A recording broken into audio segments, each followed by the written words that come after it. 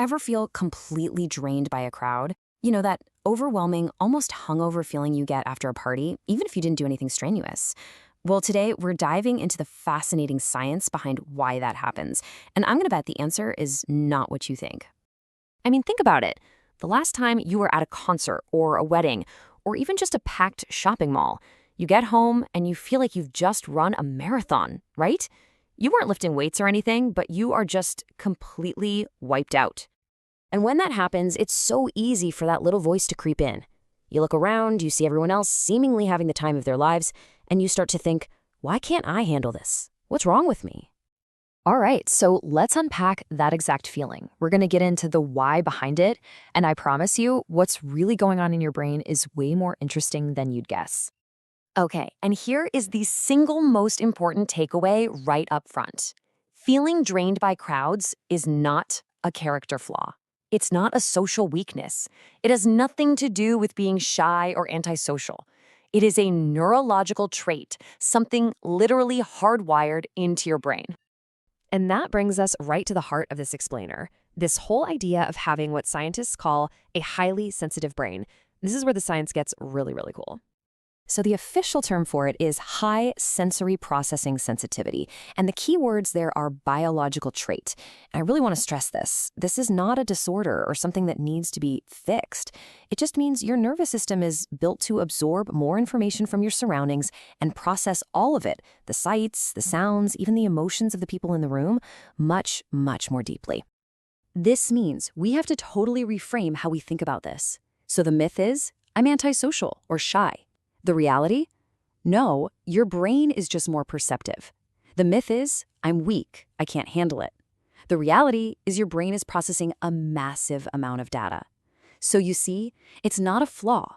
It's just a neutral trait, like having brown hair or blue eyes. Okay, so what does this actually feel like inside your head? Let's break down what's happening to your brain moment by moment when you walk into a crowded room on overload. I mean, just think about it for a second. A crowd is a complete sensory onslaught.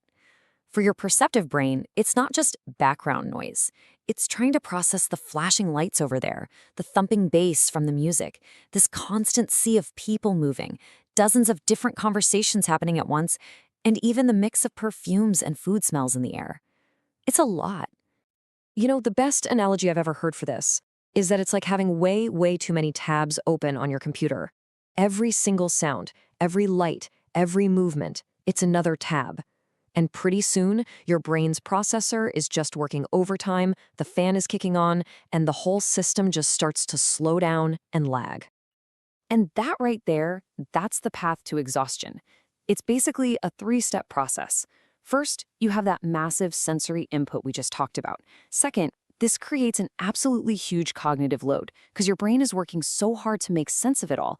And the result of that sustained effort, total mental and physical exhaustion. But wait, it's not just about the sights and sounds. That sensory overload is only part of the story. There's another, much more primal factor at play that's adding to that cognitive load, the science of personal space. Believe it or not, there's a whole scientific field for this. It's called Proxemics, and it basically studies how much space we feel we need around our bodies and how having that space, or, not having it, affects our stress levels and our behavior.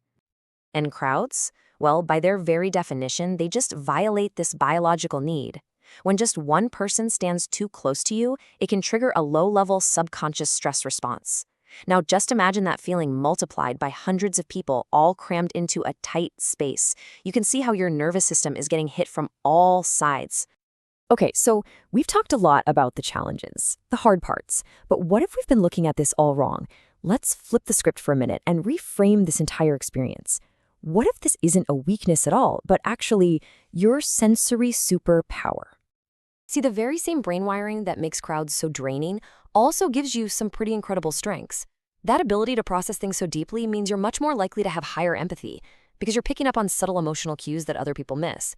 It's also linked to greater creativity, a really keen eye for detail, and a richer, deeper emotional life. So I want you to leave with this thought.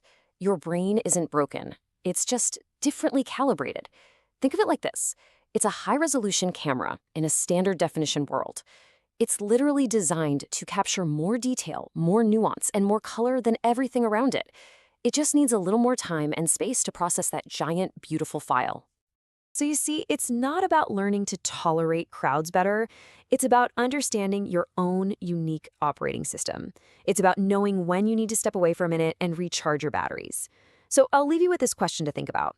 Now that you understand the science behind your perception, how are you going to use your superpower?